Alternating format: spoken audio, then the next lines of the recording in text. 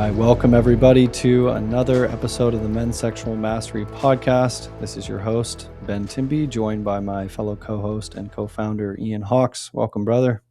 Yo. What's up, Ben? What's up, everybody? And today we are excited to do a deep dive on the topic of semen retention. Many of you have heard a lot of this in this space before. For many men, this is the foundation, we say, of all the work that we do. And for those who are new to it, though, we wanted to cover a little bit of why you would do this, how to do this, and what you can expect in this journey. We recently completed a 21-day semen retention challenge within our community where brothers were having huge breakthroughs, many of whom were either new to this work or had been in the training for a while and had never reached a threshold of 21 days or more. And today we're going to be sharing some of the patterns that we've seen serving hundreds of men going through this process of reclaiming their sexual energy as a life force, as it is taught in traditional Chinese medicine and Ayurveda. So with that, I would love to turn it over to you, Hawks, to begin by answering the question, why would a brother practice semen retention? Yeah, so I'll start out by offering the reframe, as we do, from semen retention to semen intention. And that's really relevant for the why here, because with men in our community, and specifically with what was shared in terms of intention setting for the men who chose to partake in this recent 21-day semen intention challenge, the themes were not around suppression, which is part of the energy that can sometimes come along with semen retention. Instead, as you mentioned, Ben, the intentions were really around reclaiming that life force energy and turning unconscious habits into conscious choices and sexual energy transforming into fuel for us. So breaking unconscious habits, whether it's, automatic sexual responses or impulses to use porn or have frequent ejaculations, there's a cultivation of discipline that practices like this really help us to hone in on. And that was another common theme we heard from men. And then a desire to increase and direct focus in life and deepening presence with themselves, with awareness of sexual energy, how it moves in the body, deepening presence and connection in partnership as well. And then another one is strengthening spiritual practices, which is a really fascinating one to explore for anyone who might be interested or have a spiritual practice of their own. When we increase our life force energy, we increase the capacity that we have to connect with that which is within and without. And so the strengthening of spiritual practices was another intention that was spoken to. So your why might be something similar to some of these themes I mentioned, or it might be something completely different, but we always invite the intention setting practice when going into something like semen retention or any sexual experience, really, because this is an opportunity for us to learn and expand. And we really encourage that approach rather than suppress or repress this sexual energy, which is flowing through us all of the time, regardless of what we might like to try and stuff down. Yeah, I love that you started with the intention setting being the core piece here and really the explanation of the why. And that actually perfectly transitions us into speaking about the how, how men can move into this process. And so, as you mentioned, intention setting, you'd say would be the first step, correct? Where would you go from there? Yeah. So once we're clear on our why, which is the intention setting process, and this is a crucial step because especially if we're engaging in something like 21 days without an ejaculation, that for many men is going to be a significant and substantial challenge. So having a really clear why that we can continually anchor back into is going to be imperative for success. Once we're clear on that, the next part of the how is building our capacity to sit with urges when they arise rather than succumbing to the impulses and the previously ingrained patterns that will come from something like sexual arousal. There's a powerful and significant process in building our capacity as humans to sit with the impulses and urges that arise, because there are impulses and urges, reactionary behaviors that have been learned responses for all of us in different ways in life. And being able to sit with that energy when it builds up, to take a pause and feel through it rather than reacting to it, is an ongoing part of the how, I would say. Mhm. I'll mention, there's a few stages that we really noticed men moving through in this 21-day process. And so the first stage, which we could break down to roughly the first 5 days, is I what I'm calling the awareness stage. And that's when we become really aware of those old patterns. When there's a stimulus like, oh, I'm feeling sexually aroused in some way from whatever the external or internal stimulus for that was, the arousal sparks. And then there's an awareness for many men of, oh, I would normally go into using porn or seeking sexual partnership or some form of sexual release. But now I'm choosing to be in containment with this energy. And so it starts to really build awareness of those habits as they surface. And there's also an awareness of the sensation of sitting with that sexual energy rather than acting on it. And so that can lead to increased sensation in the body. It can lead to increased energy in life, really. And then so with that, the next part of the how, I would say, is learning to direct that energy. Once we've sat with it for a few moments or a few minutes, recognizing, okay, there's some energy here that wants to move. And if the previous pattern was to move that by having an ejaculation, there's an opportunity and, frankly, a necessity to redirect that energy in some way. And this is where Mhm. we can start to build in new patterns, bring new activities into our life that can, fill us up and allow that energy to move in different ways. So whether that's physical activity, sitting in meditation, some creative expression, there's countless opportunities for us to direct that energy.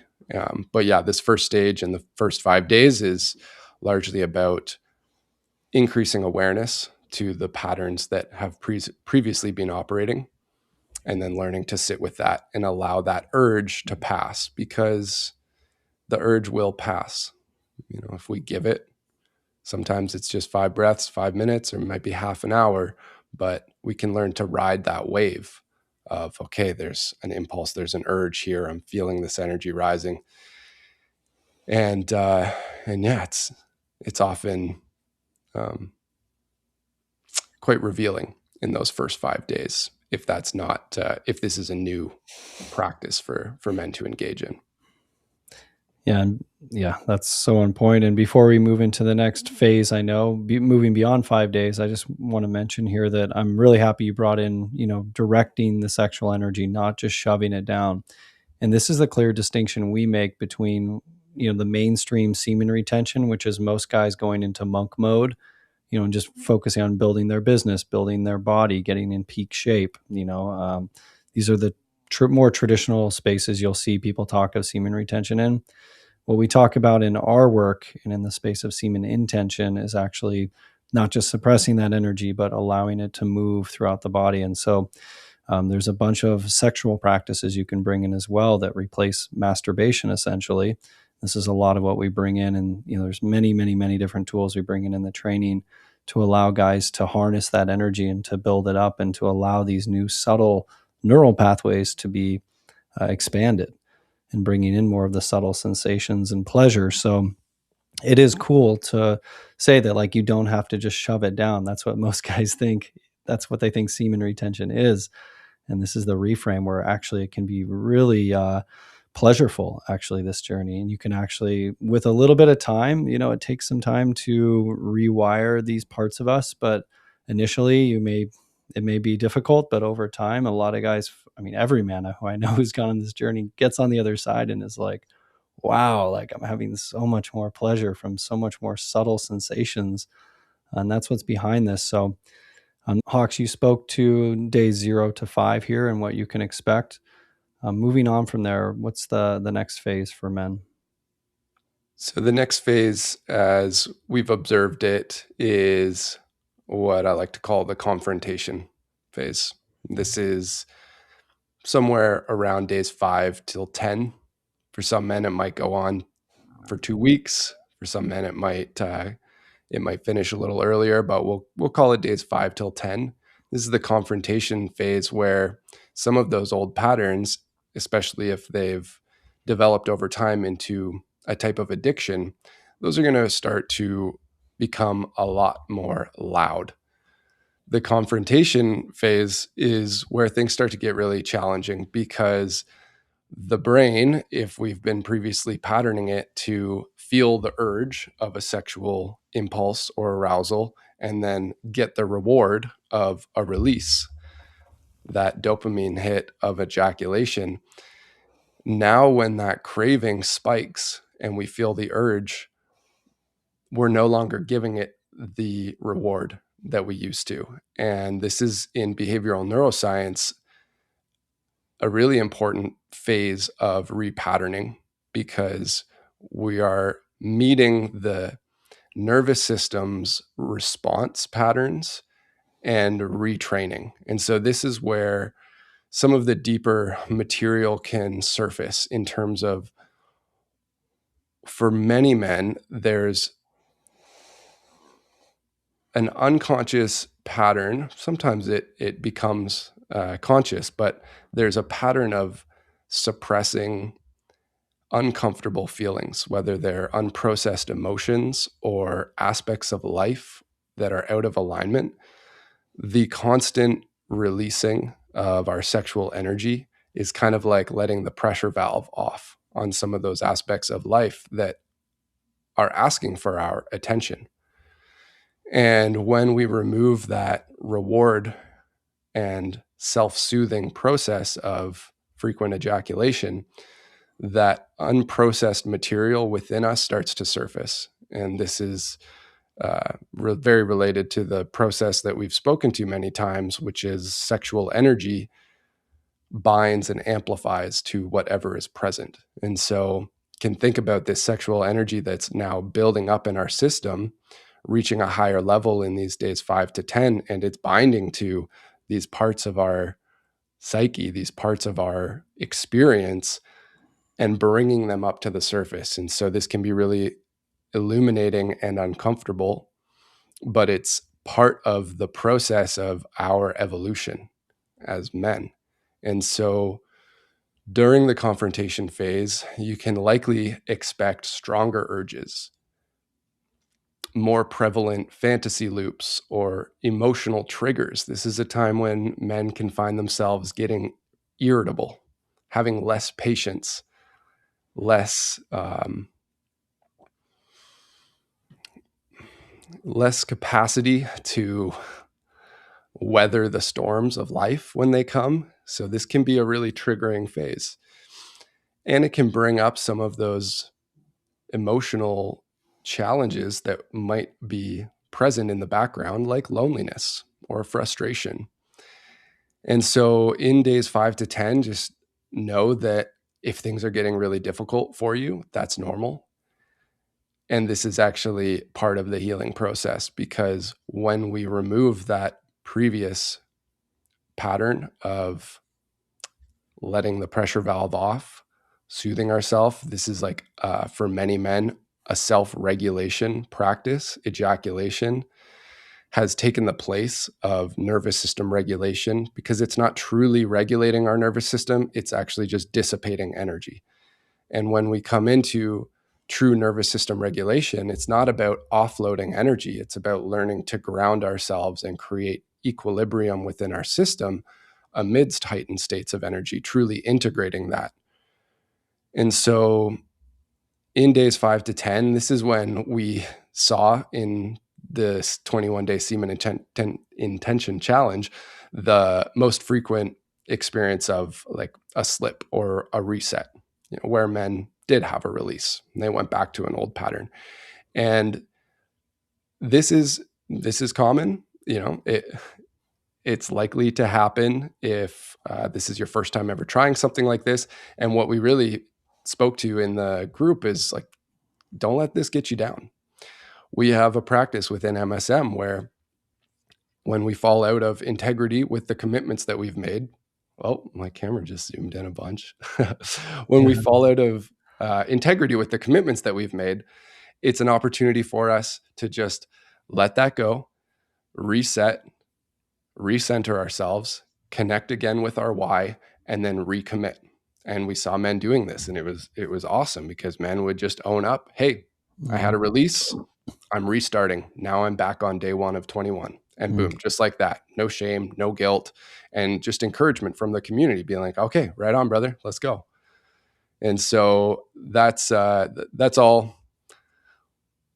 That's some of what we observed in this phase 2 confrontation period, days 5 to 10. And that's a little bit about what to expect. And the last thing I'll speak to, coming back to the reality that if frequent ejaculation or porn use has been part of a self-regulation, routine for you, it's going to be imperative that you bring something else in, a grounding, regulating practice to take the place of this. Because if we just remove something that was soothing or medicating us in some way, and we don't replace it with something that is also going to serve that role, then we're just going to create a void and a vacuum where some other something else will come in to take that place. And if we're not conscious and intentional with it, it could be something that's even more, harmful or detrimental to us. So this is where having support and a clear pathway and a system is really important, because we are playing with fire here.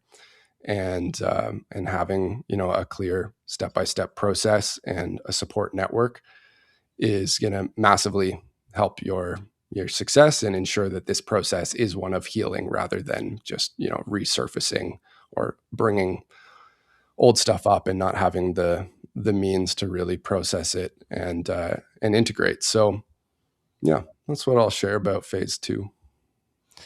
Yeah, that's all on point, bro. And so moving into phase 3 from day 10 onwards, what could a brother expect from that final phase?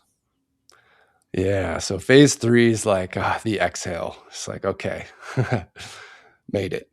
And this was, we observed this roughly occurring in days 10 to 21 for men. So somewhere around the 10 days to 2 weeks point, there's the phenomena within, again, to tie it back to behavioral neuroscience, because this process is very related to our dopaminergic pathways. And there is, for many men, an addictive pattern with something like porn use or frequent chronic ejaculation. And so it is operating in the field of behavioral neuroscience. And what we see in behavioral neuroscience in this third phase is that there's been enough time removed from that previous dopamine response pattern that our reward pathways internally start to normalize. They start to equalize and build a new steady foundation. And so then it's all of a sudden like, okay, this isn't so fucking hard anymore. We're still going to notice those old patterns and urges coming up, but they don't carry the same amount of charge because our system has started to equalize itself. So in days 10 to 21, some of the observations that we noticed from guys sharing in the community was like, yo, I feel calmer energy all of a sudden. I feel more grounded. I feel way more present. It's like there's more of me online here in every interaction that I have or in my own spiritual practice. And there goes my camera again. And then less compulsive thinking. And so this is that, dissipation of the charge and the attachment to having a frequent sexual release. There can be like this liberation from, oh man, all of a sudden I'm not having all of these compulsive thoughts sexually coming up. And then in relationship, guys experiencing deeper connection and overall just a sense of heightened power. Because at this stage, when we've built and cultivated much more energy in our system, in those first two phases, it's like that energy is uncomfortable. But then in this third phase, once it's been able to integrate a little more, it's like, okay, now I'm grounded in this energy and I'm like capable of more. And yeah, one of the things that we hear all the time is like guys noticing in this period that they have more magnetism in the world. It's like they go out and they're in the checkout line at a store and just noticing, making eye contact with people, feeling that connection, feeling other people drawn to them. People are noticing, like, and just being drawn, whether it's, an attractive woman or an older man or just someone in your co-working space, that all of a Mhm. sudden you just notice like, oh, people are kind of checking me out. There's a curiosity that people start to develop, typically unconsciously, where they're just like, oh, something's intriguing about this man. It's I the wonder what mojo. that is. It's the mojo, baby. Yeah, and oftentimes guys report that they're having people asking them like, yo, did you do something different? Did you, have you been, you've been going to the gym more, or like, what, did you just get back from Mhm. vacation, or what's going on? You're like, you're Mhm. glowing. And your woman definitely will notice it more than anybody, for many men. Mhm. Yeah. Yeah. And a big part of this too is, I didn't speak to the personal process of building our confidence and pride in ourself. I didn't really speak to that part yet, but that really starts to land for guys, especially in this phase when the intensity starts to wear off and they're like, oh, I'm good. And all of a sudden, and for many men, this is like the longest they've ever gone without ejaculating.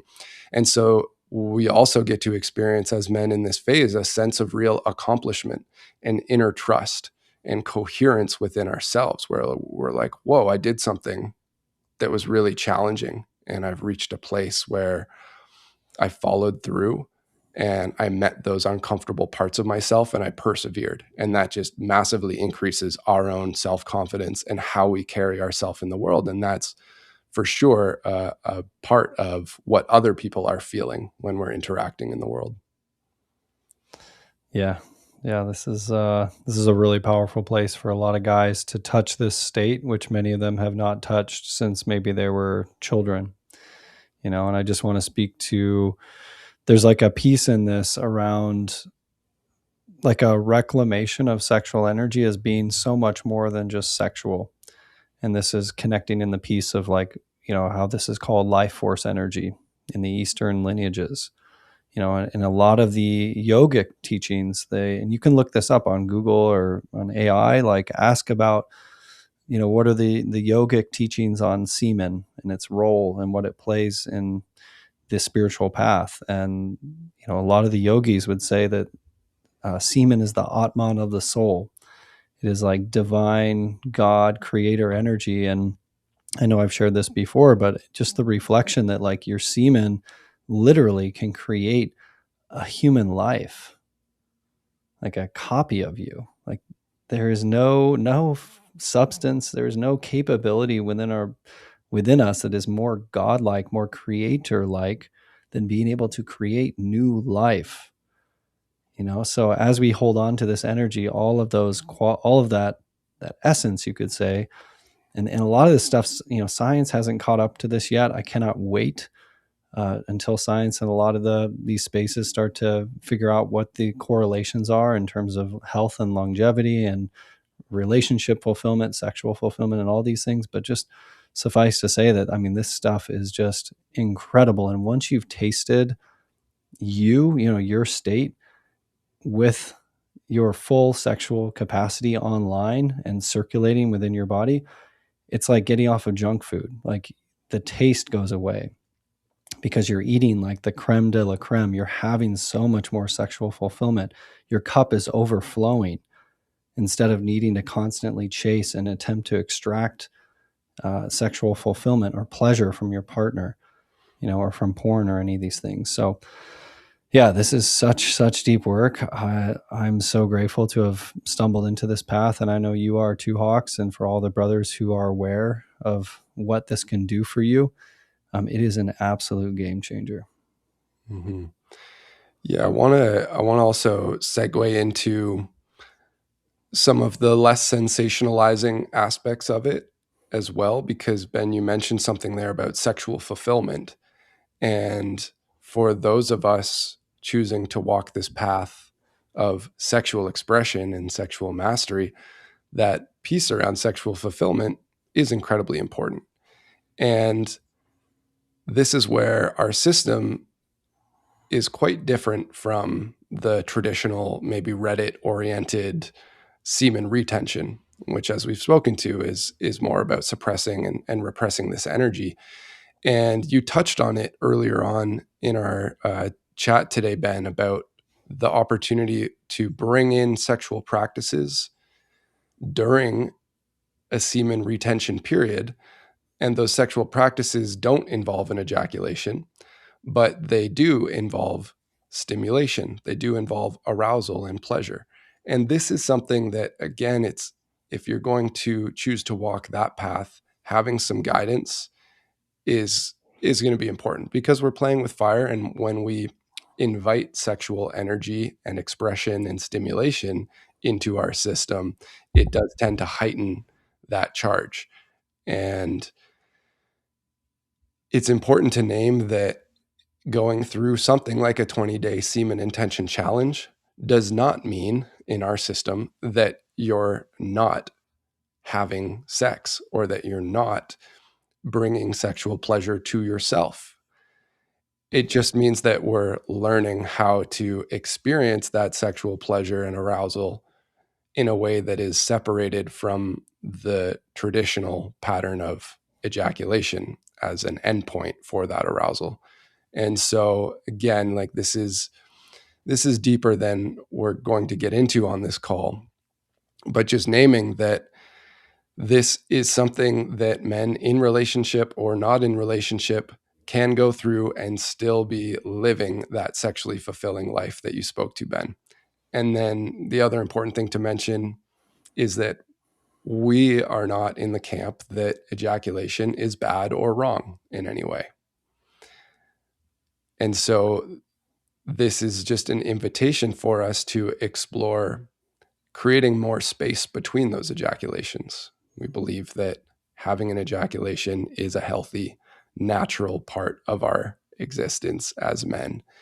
And the part that can become unhealthy is when those ejaculations are happening more frequently than is truly harmonious for our system, because there is a physiological and energetic cost to having an ejaculation. Like you were speaking to, Ben, this is life force energy. Within one ejaculation, we have as many sperm. We have enough sperm in one ejaculation to create potentially like 300 million new humans. If each of those sperm, there's anywhere between 250 to 350 million sperm cells in one ejaculation in a healthy man. And so you spoke to that capacity to create one new life. And I love to also mention that in one ejaculation, we actually technically have the capacity to create hundreds of millions of new lives. So there is some real energy in that, and learning to create some containment and to circulate that energy within us is going to allow us to experience life in a new way with a bit of a different flavor that, as you mentioned, we both have found incredibly valuable, and the men in our programs have found incredibly valuable. And as anyone listening into this is likely aware, this is something that is becoming more and more known and accepted in our culture. So trusting that if you're here listening, there's a part of you that understands, or at least is quite curious about what this might have in store for you. And so that's a couple little nuances that I wanted to speak to. And then there's also the element that came up with some of the men in our going through this 21-day Semen Intention challenge, noticing that, especially in that integration phase, there was less sexual desire that they were experiencing. And so this is part of why we feel it's so important to continue expressing ourselves sexually, even while we are in a retention period, because if we want to be sexual humans and have a robust, thriving sex life, it's important that we keep our libido high. And one of the ways to do that while still in a retention period is to express ourselves, to bring pleasure, to bring arousal to our system with a partner or on our own if it's not possible in partnership, and keeping that flame within us alive. Because as you mentioned, like this, we could take this in the monk route where it's just, okay, just push that sexual energy away. And if we do that for long enough, it does start to dwindle. And if that's the path we want to take in life, great, more power to you. But if you want to explore the capacity to contain the sexual energy without risking the dissipation of your sexual expression, then it's important to integrate practices that allow you to do both at the same time, which is a huge reframe, which is a huge, new piece of information or awareness for many men. Like, oh, I can have sex with myself or with someone else and not have an ejaculation and still feel really satisfied and eventually like still have an orgasm and reach orgasmic states. And yes, all of that is possible without having an ejaculation, but it does take training. It does take commitment.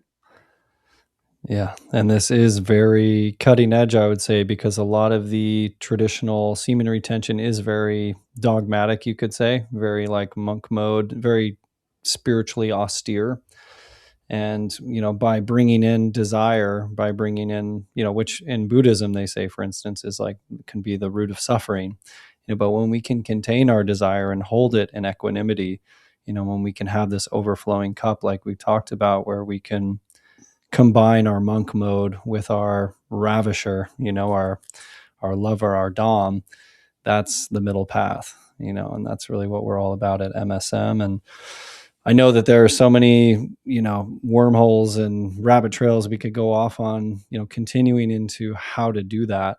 And I wanted to take the time. I know we're wrapping up this podcast, but we have an exciting new announcement for a couple things coming up in our community for listeners, that are going to provide a streamlined process for guys to get into that and get started. Hawks, would you like to speak a little bit to that? Yeah. And this is it's a great segue through the final piece that feels important to mention regarding the 21-day Semen Intention challenge that we just moved through with our community, and that is the power of brotherhood. And this was something that was pretty well unanimously experienced, I would say, is that, holy shit, guys, like, this is cool going through this process with a group of brothers who are choosing to walk this path as well. The accountability that comes from being in a group chat, for example, with other men going through this 21-day challenge is huge in terms of allowing us to feel like, oh, I'm not just trying to do this alone. And there's also people celebrating my wins. And I get to hear from other men's experience and realize, oh, I'm not the only one going through this challenge right now. And it's this sense of connection and community and accountability support that's available through the power of brotherhood. And that's what that's like the secret ingredient that we weave into everything within MSM, because it's so crucial, and it's really fun to be a part of. So yeah, we have our school community, SKOOL, that is in its early stages of launching, but we are live. If you search us up on the school platform, search Men's Sexual Mastery, and you can find us on there. We'll put it in And the notes here as well. yeah, For we'll the put a link link in below. the notes. And if joining something like a 21-day Semen Intention challenge feels like a next step for you, something that you're excited about, definitely come on over to the school community, join us in there. And we are going to have another one of these challenges launching in about a month. And we also have a free workshop coming up. I suppose by the time we release this podcast, it'll probably be tomorrow. So Tuesday, what's the day for that? Tuesday, March 24th. At 8:30 a.m. Pacific. Yeah, we're going to have a free live workshop hosted through our school community there. So come on over, and we'd love to have you join us in the workshop. We're going to share some really useful pieces in there, and also have an opportunity to connect, provide some coaching and some connection in the community there. So if you want to learn more about what we're up to and connect with some other men walking this path, come join us on the workshop on Tuesday. And yeah, we also have a group training. Our next cohort is launching on Thursday, March 26th. So Wah, wah. coming right down to the wire, if you're feeling called to join a deeper level of a really systematic journey through the 6 stages of sexual mastery as we've developed them, and again in a tight, cohesive brotherhood space, then we'd love to have you join our next group training. Just reach out if you'd like to learn more. You can find us at menssexualmastery.com. Reach out, shoot a message on school. You can find us on Instagram, men's.sexual.mastery. And yeah, we'll see you next week for the next podcast, or in one of those other areas that we can connect. I'm looking forward to continuing to walk this path with you, Ben, with all the brothers in our community. Shout out to those bros making this podcast possible, and to everyone out there who's feeling ready and called to step into this path. We got a seat for you at the table. Let's go. Yeah, let's go, brothers. Send a big love. We'll see you in the next one.